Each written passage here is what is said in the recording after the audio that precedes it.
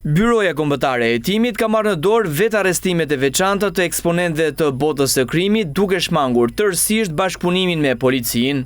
Avokati Kujti Mibro e sheh shkundje të besimit midis policisë dhe SPAK për shkak të inkriminimit të efektivëve. Zërat e BKH-s kanë atributet të oficerit policisë gjyqësor, pra kanë atribute hetimit dhe ekzekutimit. Në rastet kur prokuroria posaçme në shënur dhe ekzekutimit mund të delegojë BKH-s, mund të delegojë në shumë raste ja ka deleguar policisë shtetit.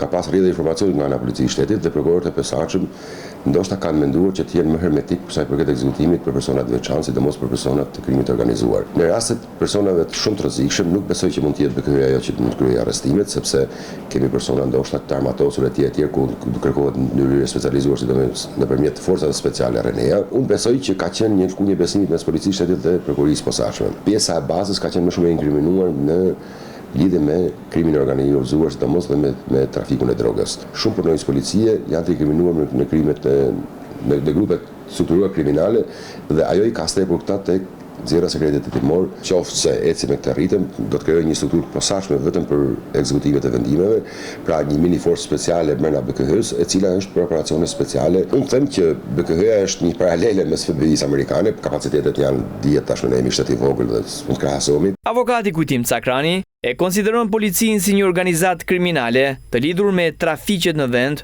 ndërsa vendimin e BKH-s për të kryer arrestime vet e sheh si hap pozitiv të ngjashëm me FBI-n amerikane.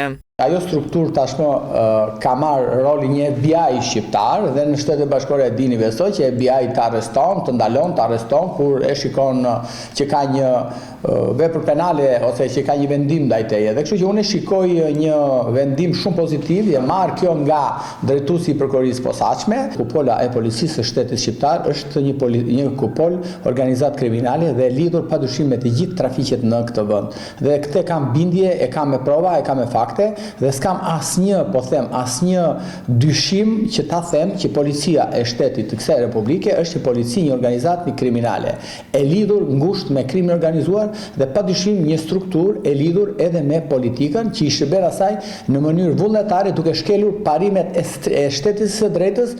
6 ditë më parë, Byroja Kombëtare e Hetimit kreu arrestimin e saj të parë duke shmangur tërësisht prezencën e policisë së shtetit, në të njëjtën ditë që kreu i SPAK Lodian Brau paralajmëroi në Komisionin e Reformës Zgjedhore se po shohin mundësinë të kryejnë vetë arrestimet. Bëhet fjalë për arrestimin e Adi Çobës, i cili dyshohet për trafikim narkotikësh, ndërsa u shpall në kërkim në kuadër të operacionit Ura, si pjesë e grupit të Elvis Doçit, ndryshe si Visi Pojës. Ai dyshohet si organizator i rrjetit të trafikut ndërkombëtar të kokainës në Itali. Hetimet e autoriteteve italiane kanë zbuluar se Adi Çoba rezulton të jetë në rolin e drejtuesit të organizatës, i cili merrej me sigurimin dhe dërgimin jashtë të sasive të mëdha të drogës.